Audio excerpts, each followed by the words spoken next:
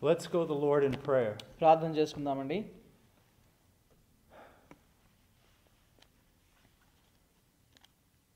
Father, apart from your Son, we can do nothing. క్రీస్తు ద్వారా తప్ప మేమేం చేయలేం ప్రభా. So we pray for your grace. మీ యొక్క కృపను మాకు ప్రసాదించమని ప్రార్థన చేస్తున్నాను. That you would strengthen us, Lord. మమ్మలను బలపరచండి. To do your will. మీ యొక్క చిత్తాన్ని చేయుట కొరకు. That you would give us wisdom. మాకు జ్ఞానము దయచేయండి ప్రభా. To both preach and translate your word. మీ యొక్క వాక్యాన్ని ప్రకటించుటకు తర్జుమా చేయడానికి.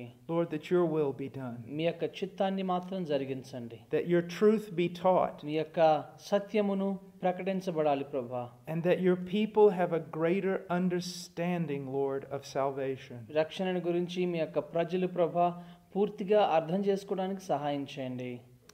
Father, we ask this in Jesus' name. యేసు ప్రభుల వారి అతి శ్రేష్టమైన నామములో అడిగి వేడుకొనుచున్నాము తండ్రి. ఆమేన్. Amen. I want us to begin in 2 Corinthians. రెండవ కొరింథీయుల రాసిన పత్రికల నుంచి నేను ప్రారంభించాలని ఆశపడుతున్నాను. Chapter 5. 5వ అధ్యాయము.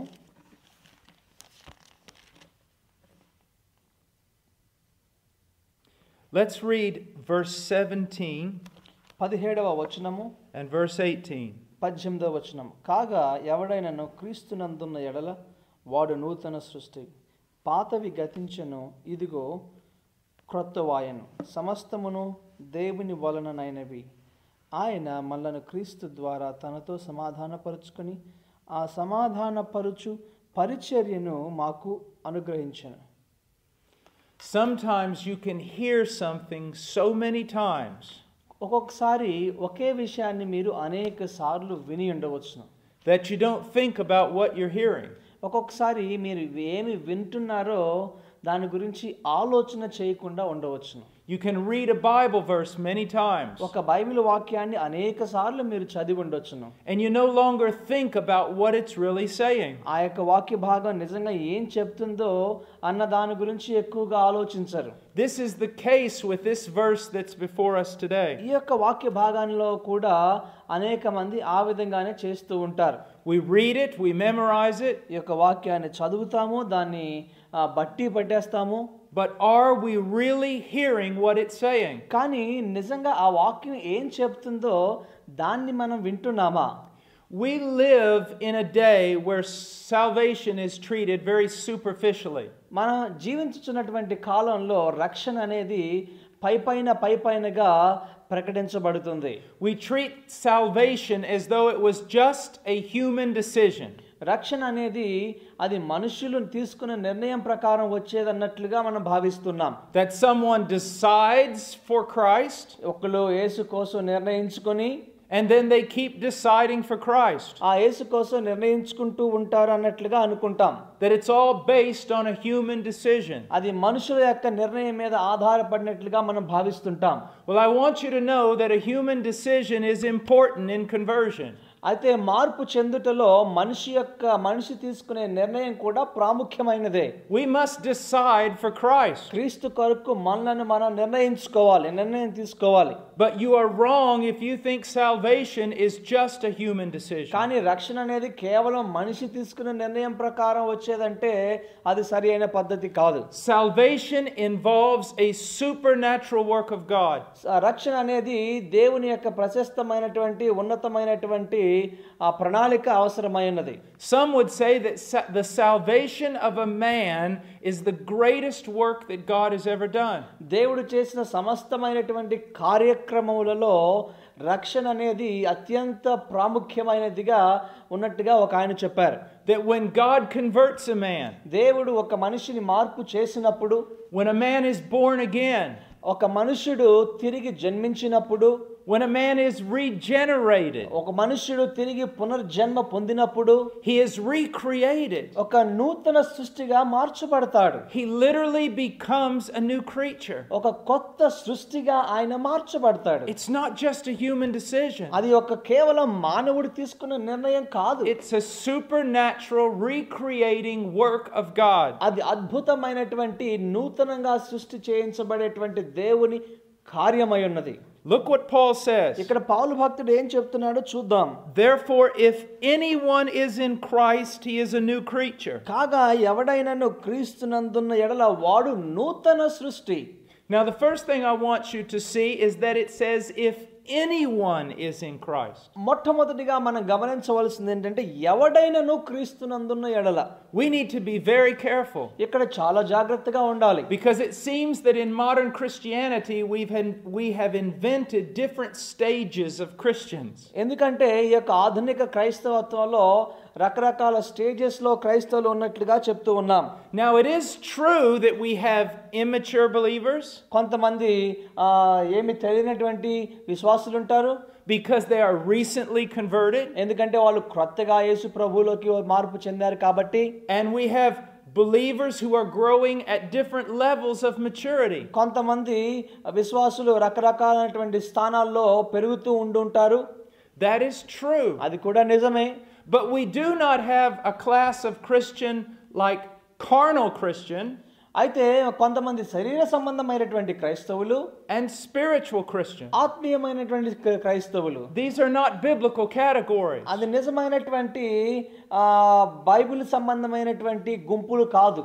We seem to think that when some people get saved, they really get changed. కొంతమంది మారు మనసు, కొంతమంది రక్షణ పొందారని చెప్పగానే వాళ్ళు పూర్తిగా మారిపోయారని అనుకుంటాం. But when other people get saved, there's almost no change at all. కానీ కొంతమంది మారు మనసు పొంది, కొంతమంది రక్షణ పొందినప్పుడు వాళ్ళ యొక్క జీవితంలో పరివర్తన అనేది కనపడడం లేదు. That's not what the Bible teaches. Bible గ్రంథం ఆ విధంగా బోధించట్లేదు. The Bible teaches if anyone be in Christ, he's a new creature. Bible ఏం చెప్తుందంటే ఎవడైనను క్రీస్తునందున్న ఎడల వారు నూతన సృష్టి. Now you may say to me, మీరు నాతో చెప్పొచ్చును, but when I look at the church, నేను సంఘాన్ని చూసినప్పుడు it's obvious that there are spiritual Christians. కొంతమంది ఆత్మీయమైనటువంటి క్రైస్తవులు ఉన్నట్టుగా చూస్తాను. And that there are other Christians who are carnal and wicked. కొంతమంది క్రైస్తవులేమో నిజంగా శరీరాను సంబంధమైన క్రైస్తవులుగా జీవిస్తున్నారు. But are you basing that on scripture or are you basing that on observation? అయితే మీరు చూసిన దాన్ని బట్టి చెప్తున్నారా లేదా బైబిల్ గ్రంథంలో ఉన్న దాన్ని బట్టి ఆ యొక్క వర్గీకరణ చేస్తున్నారా? Could it be that these wicked carnal Christians are not Christians at all? అయితే ఈ శరీర సంబంధమైనటువంటి విషయాలలో బాగా మునిగిపోయినటువంటి క్రైస్తవులు నిజమైన క్రైస్తవులు కానే car. Remember, Jesus warned that there would be many tares among the wheat. యేసు ప్రభు చెప్పారు ఆ యొక్క గోధుమల మధ్య అనేకమైన గురుగులు ఉంటాయని కూడా చెప్పారు. That there would be those who would profess Christ but bear no fruit. కొంతమంది క్రైస్తవులు అని చెప్పుకొని తగినటువంటి ఫలాలను ఫలించకుండా ఉంటున్నారు. Now again let me say, నేను మళ్ళా మీకు చెప్తున్నాను, that within the realm of true Christians, నిజమైనటువంటి క్రైస్తవుల మధ్యలో some have been Christians longer than others. కొంతమంది అనేక సంవత్సరాలుగా క్రైస్తవులుగా ఉంటున్నారు.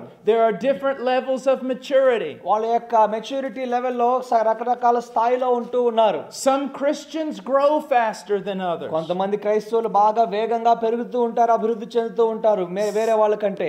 Some have more spectacular, more observable gifts than others. కొంతమంది క్రైస్తవులు గమనించదగినటువంటి అనేక రకాలైనటువంటి బహుమానాలను గిఫ్ట్లను పొంది ఉంటారు.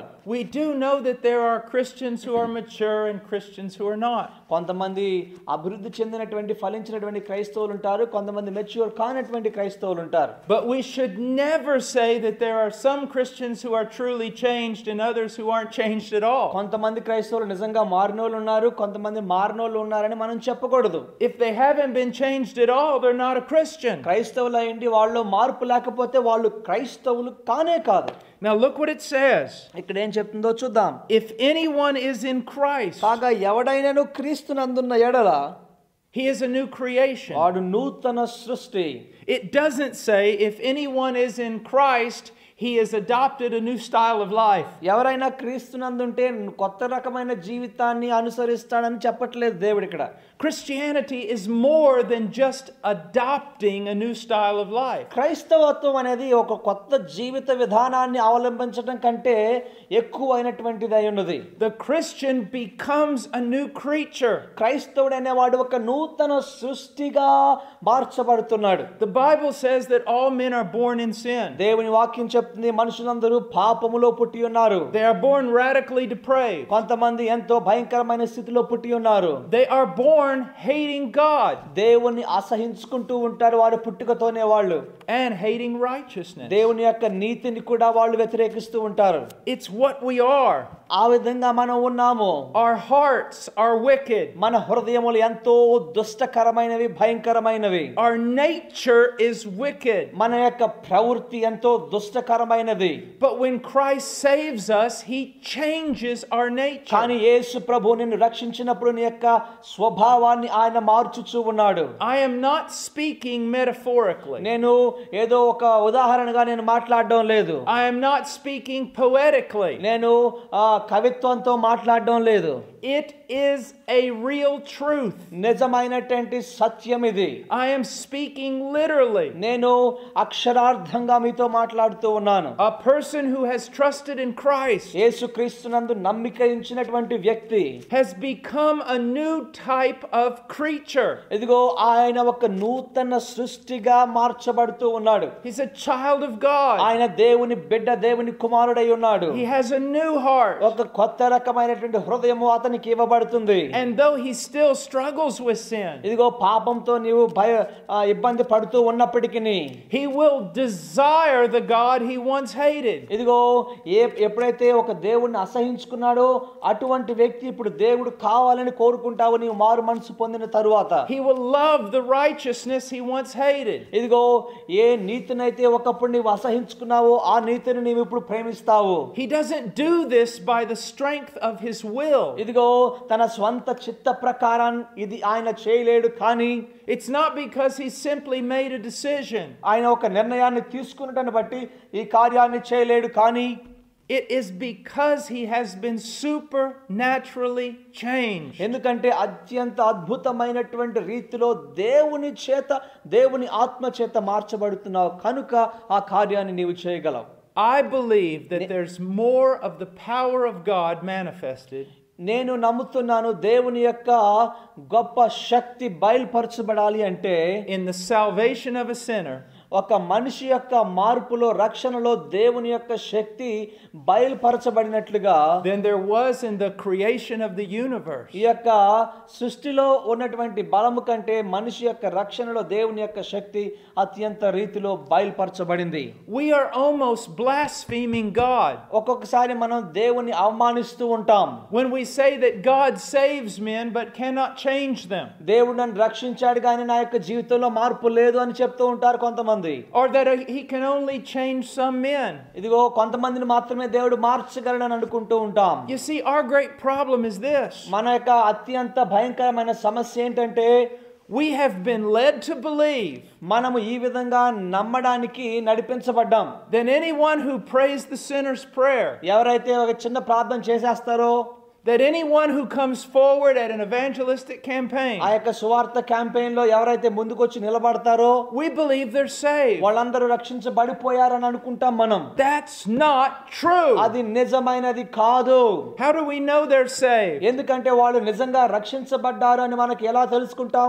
It's because they not only repented, వాళ్ళు మారు మనసు పొందాలి, but they continue repenting. మారు మనసు పొందటం మాత్రమే కాదు, జీవితంలో అనేక సార్లు ఆ విధంగా చేస్తూ మారు మనసు పొందుతూ ఉంటారు. Not only did they believe the day of their salvation, ఎప్పుడైతే రక్షణ పొందారో ఆ యొక్క దినాన్ని గురించి నమ్మటం మాత్రమే కాకుండా, but they're still believing.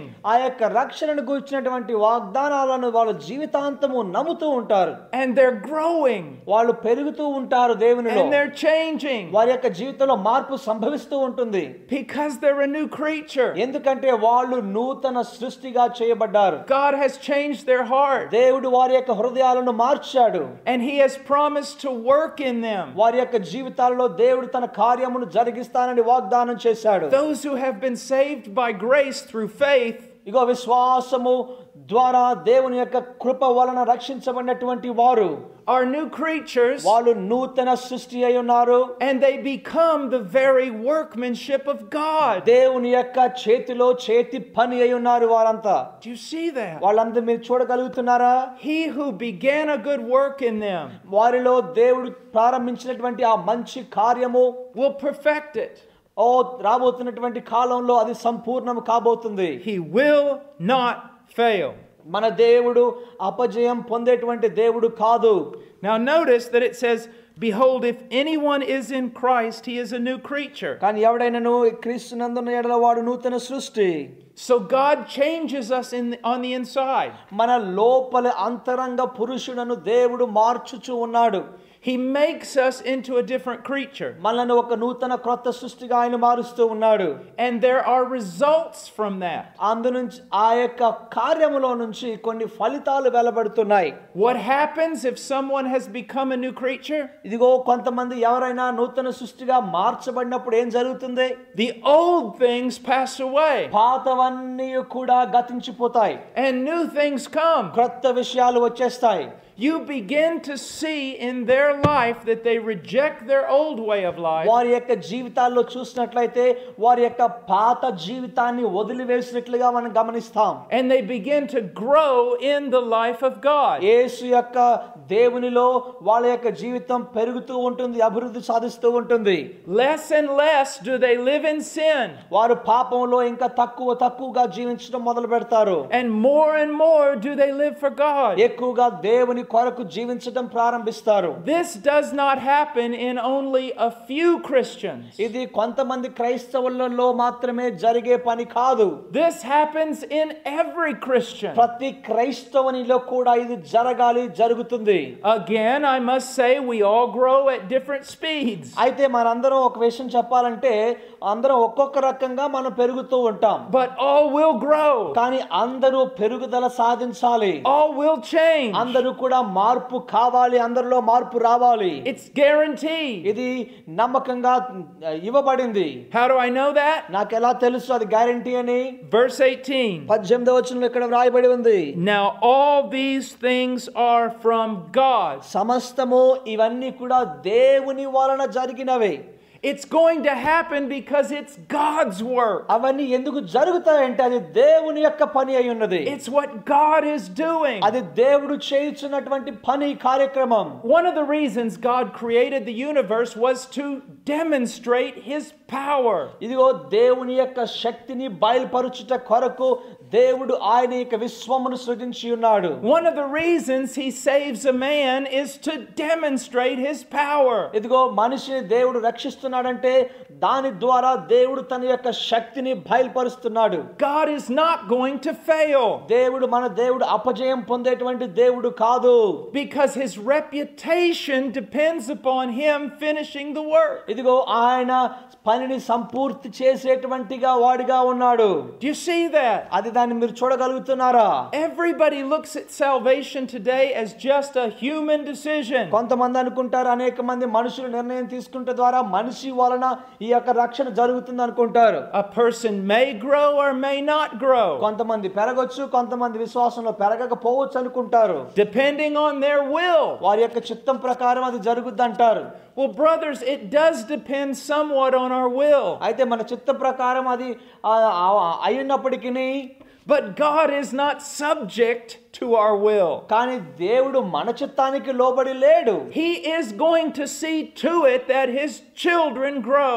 ఆయన పిల్లలు ఎప్పుడు కూడా పెరగాలని దేవుడు కోరుతూ ఉంటాడు. And since his children have a nature like his, they want to grow. ఇదిగో దేవుని పిల్లలు కూడా దేవుడికి కలిగినటువంటి స్వభావాన్ని కలిగి ఉంటారు కాబట్టి వాళ్ళు కూడా పెరగాలనేటువంటి ఆశయాన్ని కలిగి ఉంటారు విశ్వాసంలో. When you change the nature of a man, you change the nature of his will. మనిషి యొక్క స్వభావం మారినప్పుడు మనిషి యొక్క చిత్తము కూడా మారిపోతుందట. You change his affections. ఇదిగో అతని యొక్క ప్రేమ కూడా మారిపోతుంది. He is going to live differently. ఆయన జీవితం మారు మనసు పొందినప్పుడు, రక్షణ పొందినప్పుడు ఆ జీవితం అంతా మారిపోతూ ఉంటుంది. Because he is a different creature. ఎందుకంటే దేవునిలో ఆయన నూతన సృష్టిగా మార్చబడబోతున్నాడు. Let me give you an example from Charles Spurgeon. Charles Spurgeon అనేటువంటి ఆయన జీవితంలో నుంచి ఒక చిన్న ఉదాహరణ ఇస్తాను మీకు. I want you to imagine that we have the finest food in India right here on this side of the pulpit. ఇక్కడ పుల్పిట్ దగ్గర భారతదేశంలో అత్యంత రుచికరమైనటువంటి ఆహారం ఇక్కడ ఉందనుకోండి. And on the other side of the pulpit, we have a big bucket of garbage. అవతల ప్రక్కన ఒక బకెట్ నిండా చెత్త ఉందనుకోండి. Let's say that there's a pig in the back of the church. ఓ వెనకాల ఒక పంది ఉందనుకోండి చర్చి వెనకాల. And I say, loose the pig and let him go. ఆ యొక్క పందిని వదిలిపెట్టమని నేను చెప్పాను అనుకోండి. And the pig runs toward us. ఆ యొక్క పంది మా దగ్గరికి పరిగెత్తుకుంటూ వస్తుంది. Is he going to go to this wonderful plate of curry? ఆ యొక్క మంచి భోజనం ఉన్నటువంటి సైడ్ వెళ్తుందా అది? Or is he going to go to the bucket of garbage? లేకపోతే ఆ చెత్త చెదారం ఉన్న బకెట్ దగ్గరికి వెళ్తుందా ఆ పంది? He's going to go to the bucket of garbage. ఆ యొక్క పంది ఆ యొక్క చెత్త చెదారం ఉన్నటువంటి బకెట్ దగ్గరికే వెళ్తుంది. Why? ఎందుకని? Because he is a pig. ఎందుకంటే అది ఒక పంది అయి ఉన్నది కాబట్టి. That's what pigs do. పందులు చేసే పని అదే. They eat garbage. అవంతా చెత్త చెదారాన్ని తింటూ ఉంటాయి. It's a part of who they are. ఆ యొక్క పంది యొక్క స్వభావం అయి ఉన్నది అదంతా. Now let's say that pig has got his head down in the bucket and he's eating garbage. ఆ యొక్క పంది ఆ యొక్క బకెట్ లో మూతి పెట్టి ఆ యొక్క ఆ చెత్త చెదారాన్ని తింటూ ఉందనుకోండి. But let's say that we have the power to turn him into a man.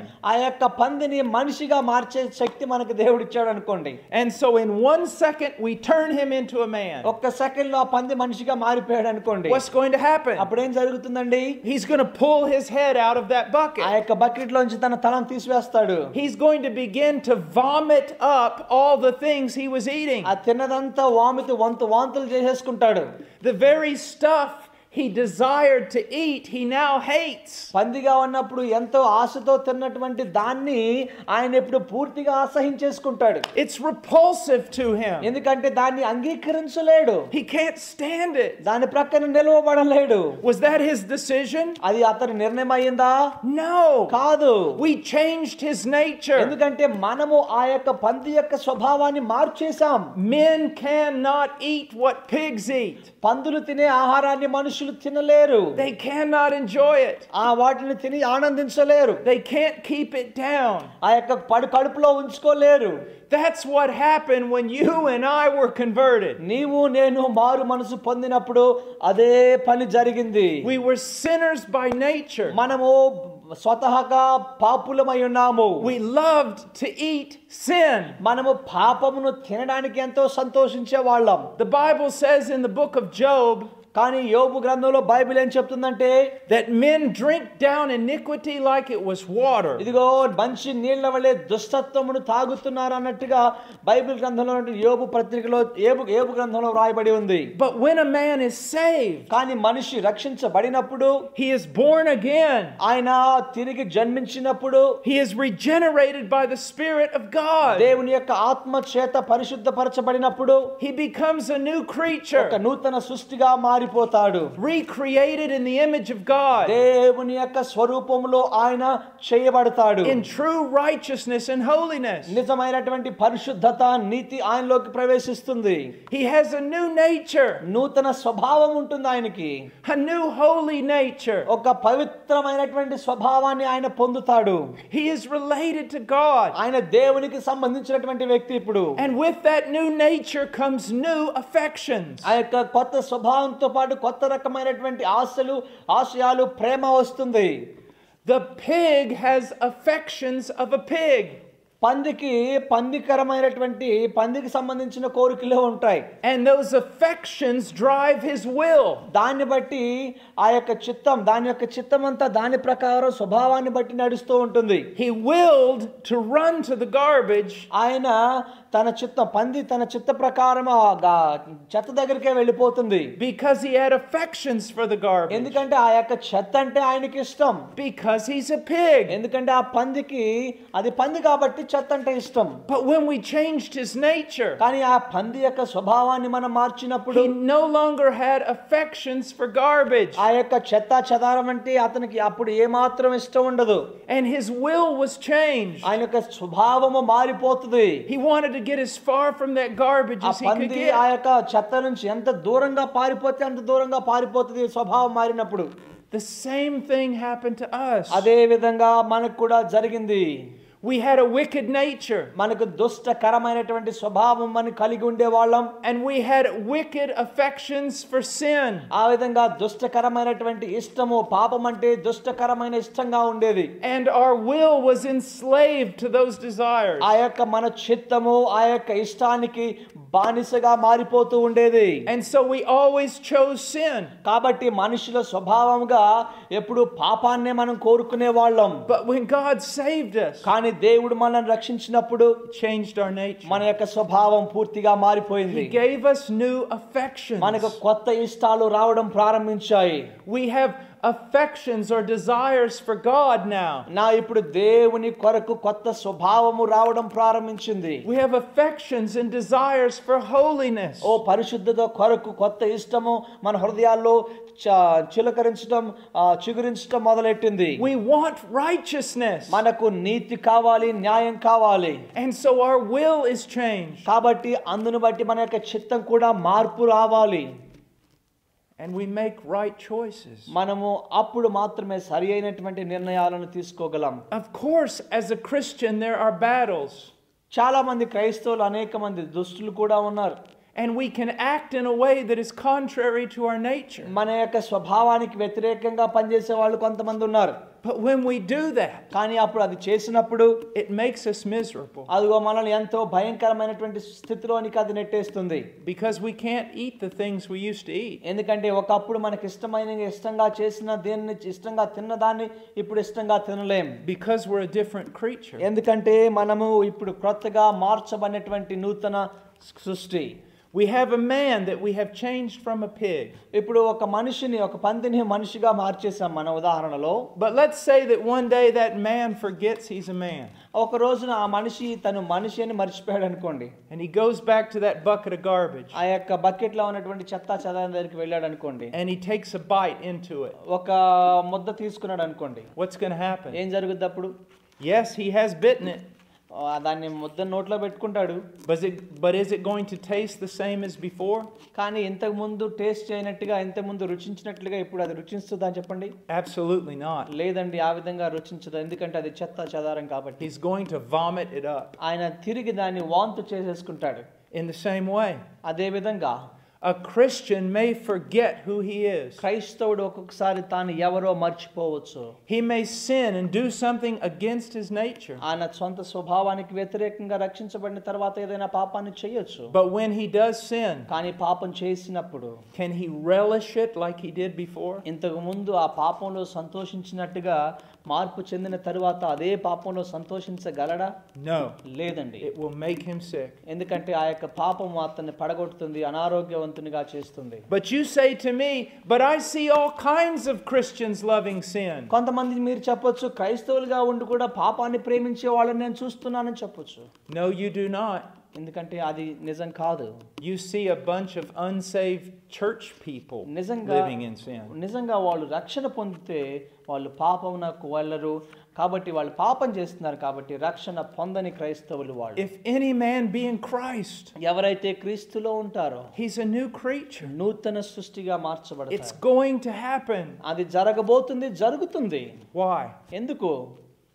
Because it's a work of God. ఎందుకంటే అది దేవుని యొక్క కార్యమై ఉన్నది. Now, let me give you an example of how this is proved in the Christian life. క్రైస్తవుని యొక్క జీవితంలో ఇది ఎలా జరుగుతుందో, ఎలా రుజువు చేయబడుతుందో ఒక ఉదాహరణ మీకు ఇస్తాను. Let's say a man wakes up in the morning and he's late for work. ఒక రోజు ఒక వ్యక్తి తాను ఉదయాన్నే లేచాడు, పనికి వెళ్ళడానికి ఆలస్యం అయిపోతుంది. He's a lost man.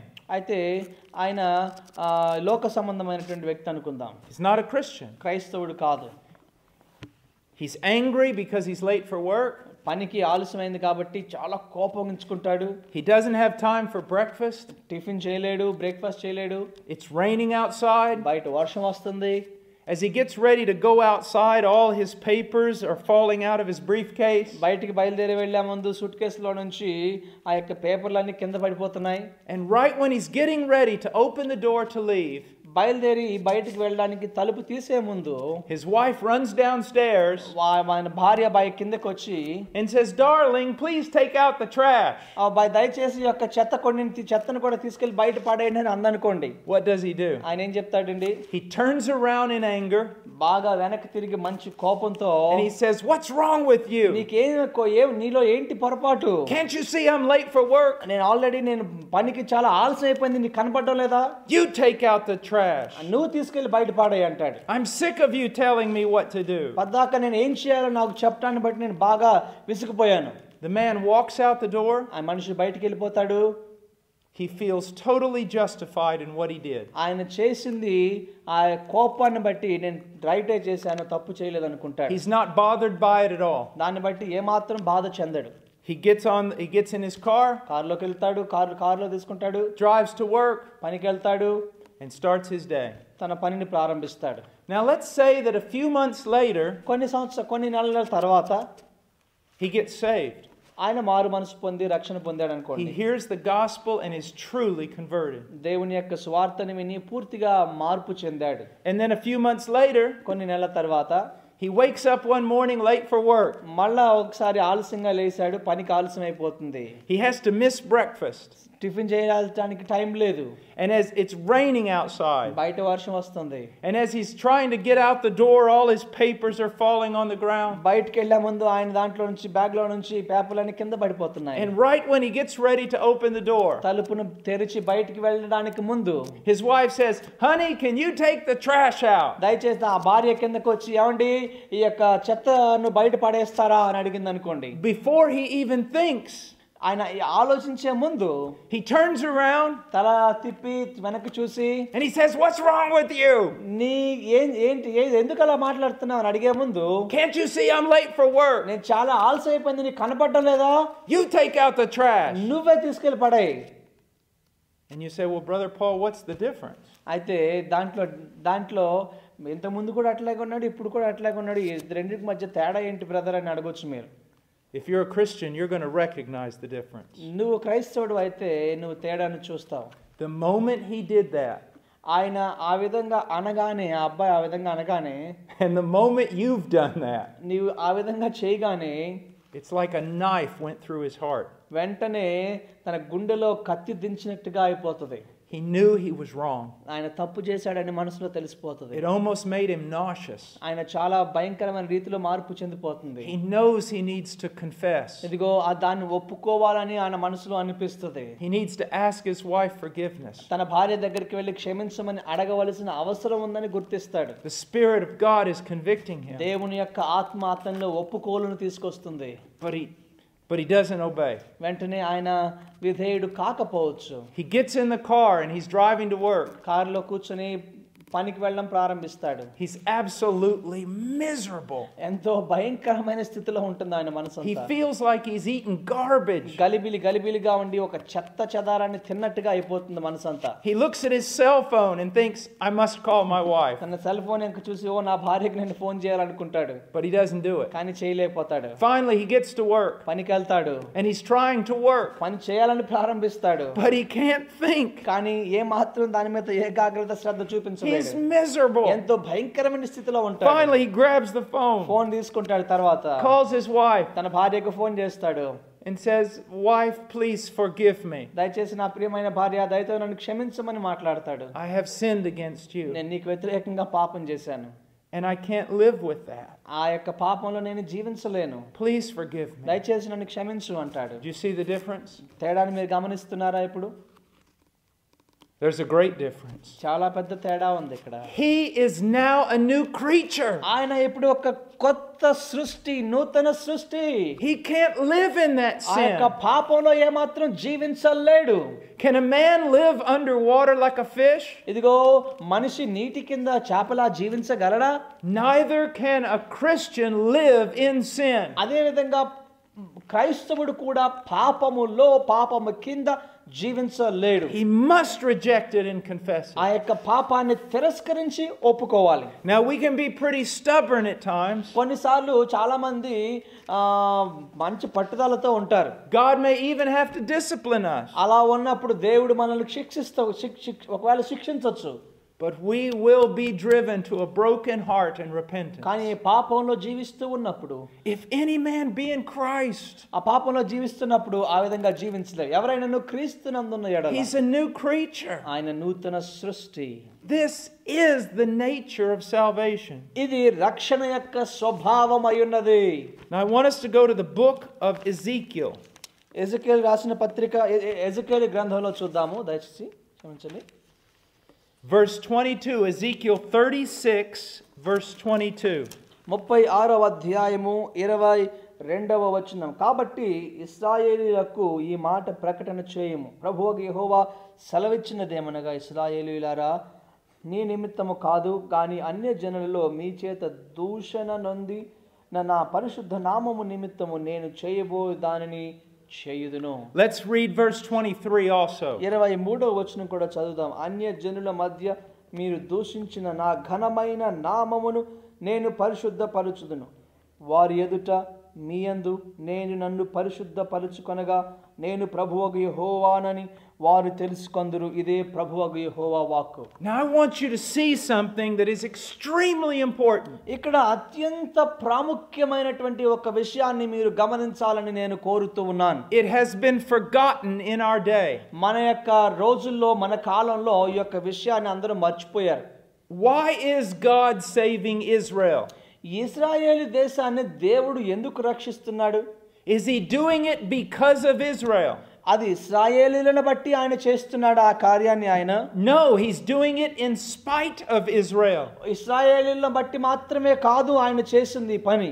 Israel deserves judgment. ఇదిగో ఇశ్రాయేల్ ప్రజలు తీర్పు తీర్చబడవలసి ఉన్నారు. But God says he's going to save Israel కానీ ఇశ్రాయేల్ ప్రజలను ఆయన చెప్తున్నాడు, నేను మిమ్మల్ని రక్షిస్తానని చెప్తున్నాడు. for the sake of his own name. ఎందుకంటే ఆయన పేరు కోసం ఆయన రక్షించబోతున్నాడు. For the sake of his glory. తన యొక్క మహిమార్థమై ఆయన ఆ పని చేయబోతున్నాడు. Basically he says this. ఆయన ఇక్కడ ఏమని చెప్తున్నాడంటే, I began a work of salvation in you.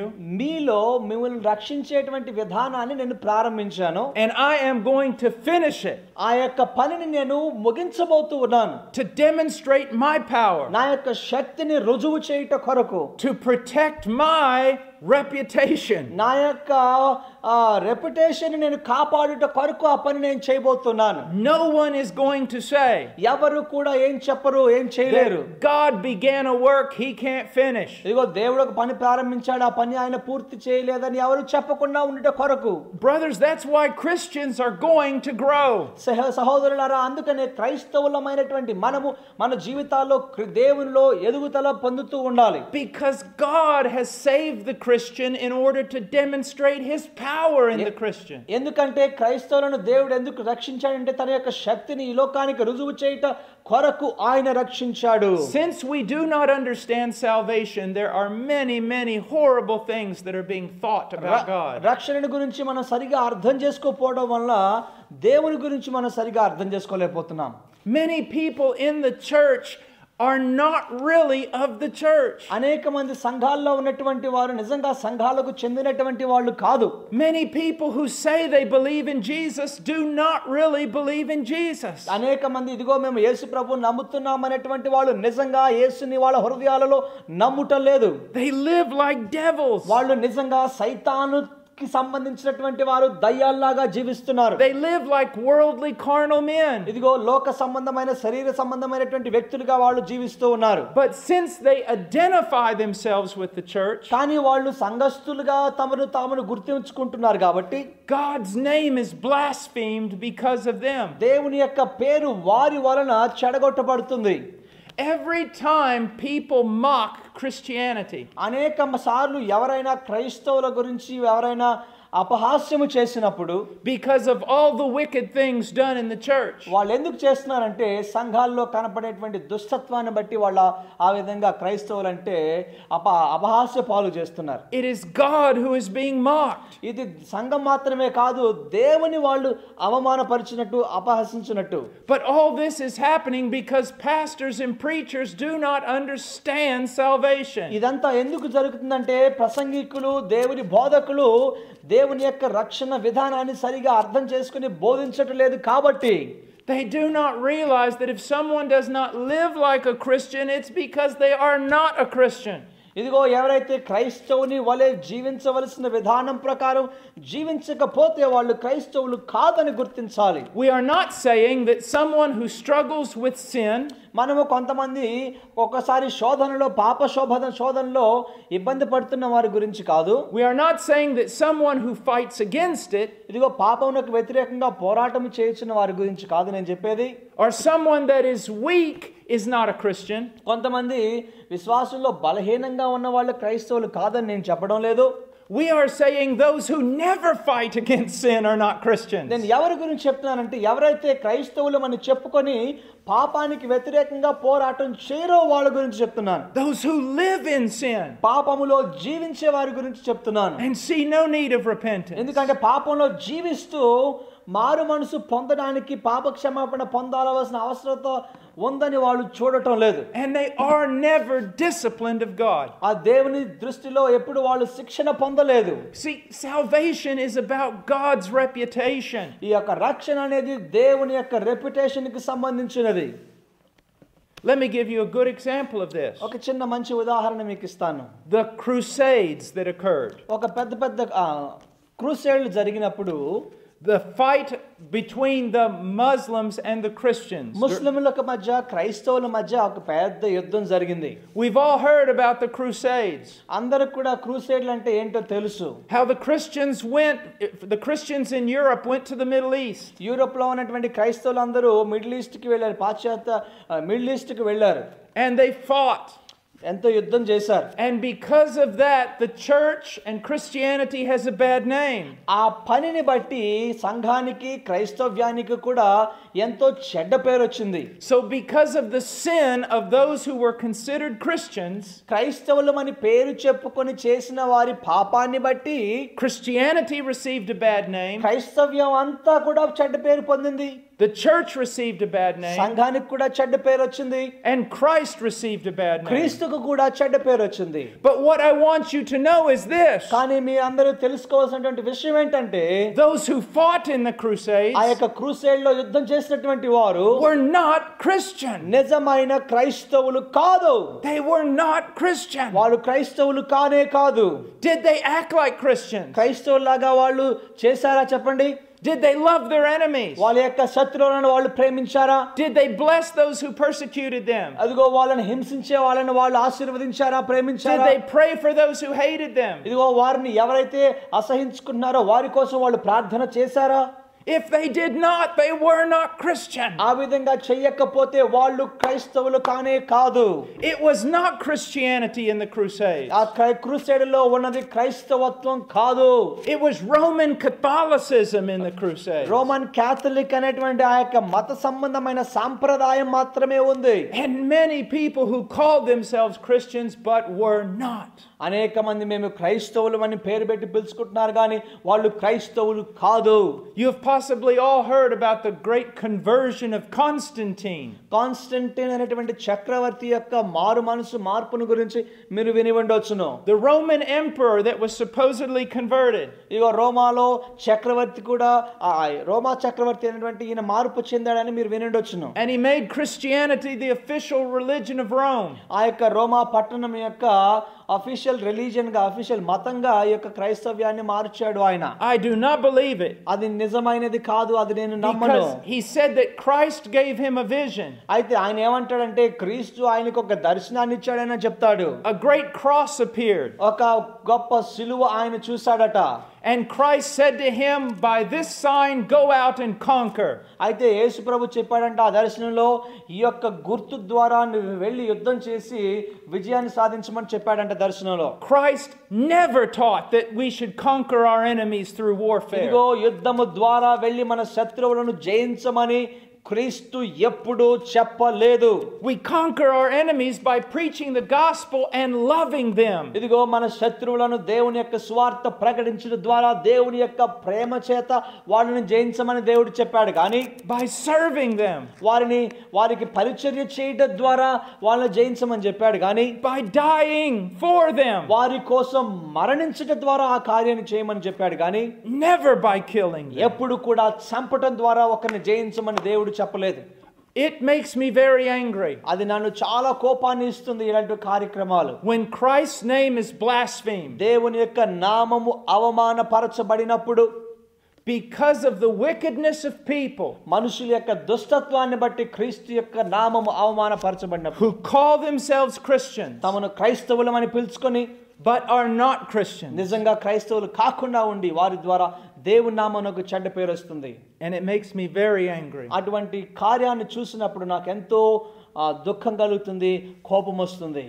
When preachers preach in such a way కొంతమంది ప్రసంగికులు ఒక విధంగా ప్రసంగించినప్పుడు that wicked people దుర్మార్గులు, దుష్టులు can be members of their church వారి యొక్క సంఘాల్లో సంఘ సభ్యులుగా ఉంటున్నప్పుడు and call themselves Christians క్రైస్తవులని మని తమను తాము పిలుచుకుంటున్నప్పుడు and feel comfortable. ఆ విధంగానే మంచిగానే ఉంది, హాయిగా ఉందని అనుకుంటున్నప్పుడు, That's terrible. అది చాలా భయంకరమైన పరిస్థితి. The true Christian is going to grow నిజమైనటువంటి క్రైస్తవుడు దేవునిలో ఎదుగుతూ ఉంటాడు. because God's reputation. ఎందుకంటే దేవుని Is at యొక్క stake. రెప్యుటేషన్ దాని మీద ఆధారపడి ఉంటుంది. Let me give you an example. ఇంకొక ఉదాహరణ మీకు ఇస్తాను. When Israel was wandering through the wilderness, ఆ యొక్క ఇశ్రాయేలులందరూ అరణ్య మార్గంలో అటు ఇటు తిరుగుతూ ఉన్నప్పుడు, because of their sin, God tested Moses. వారి యొక్క పాపమును బట్టి మోషేని దేవుడు పరీక్షించాడు. He said, Moses, get away from them.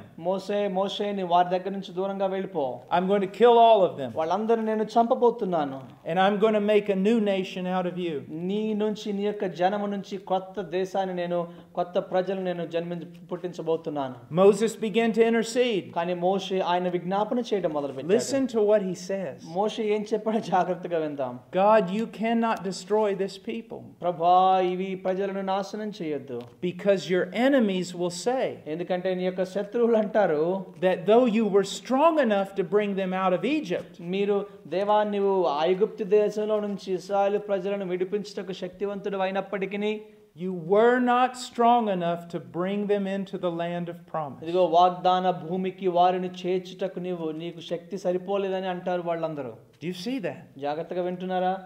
Are we going to tell the world that God is strong enough to save someone from the condemnation of sin? ఇదిగో పాపం యొక్క ఉగ్రత నుంచి దేవుడు రక్షించుటకు శక్తివంతుడని మీరు చెప్పబోతున్నారా?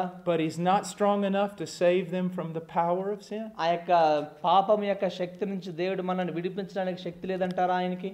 God is strong enough to justify sinners? దేవుడు పాపులను నీతిమంతులుగా తీర్చుటకు బలం ఆయనకి శక్తి ఉంది. But he's not strong enough to sanctify sinners? కానీ ఆ యొక్క పరిశుద్ధులను పాపులను పరిశుద్ధులుగా మార్చడానికి దేవుని దగ్గర శక్తి లేదంటారా?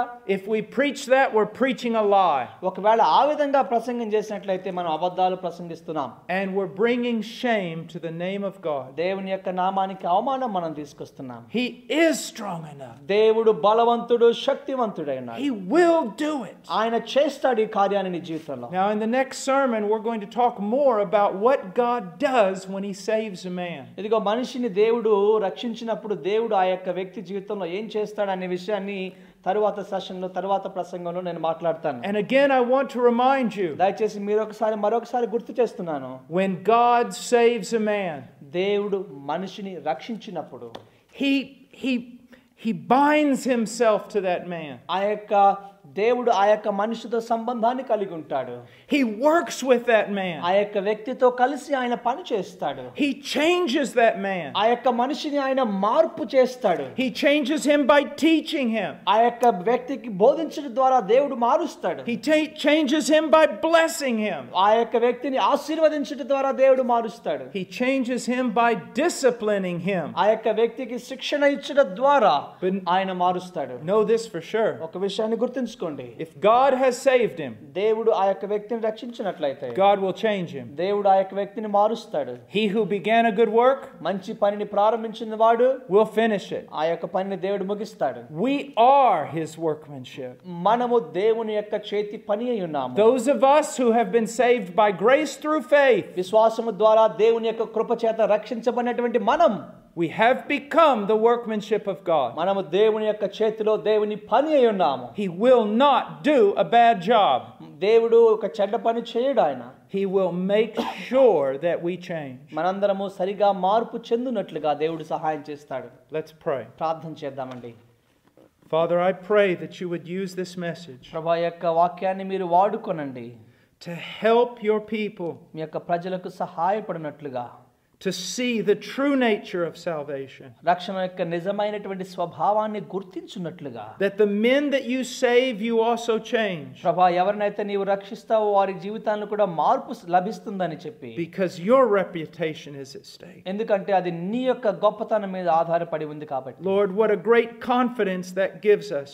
ప్రభా ఇది ఎంతో మాకు ఏకాగ్రతను పట్టుదలను ప్రభా ఇస్తుంది ప్రభా, That you are going to change us. ఎందుకంటే మీరు మమ్మల్ని మార్చబోతున్నారు. Father, use this ఈ యొక్క వాక్యాన్ని మీరు ఉపయోగించుకోనండి for your ప్రభా. glory, మీ యొక్క మహిమార్థమై వాడుకోనండి, for the honor of Christ, క్రీస్తు యొక్క మహిమార్థమై వాడుకోనండి. to purify the church, ప్రభా సంఘాన్ని ప్రభా మార్చడానికి, పరిశుద్ధపరచడానికి, that she would be beautiful. ఆ యొక్క సంఘము ప్రభా ఎంతో సుందరంగా తీర్చిదిద్దబడ్డానికి In Jesus' name, యేసు నామములో అడిగి వేడుకొంచున్నాము తండ్రి. amen. Amen.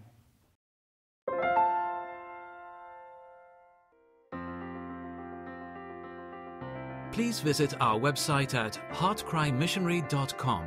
There you will find information about the ministry, our purpose, beliefs and methodologies, and extensive information about the missionaries we are privileged to serve.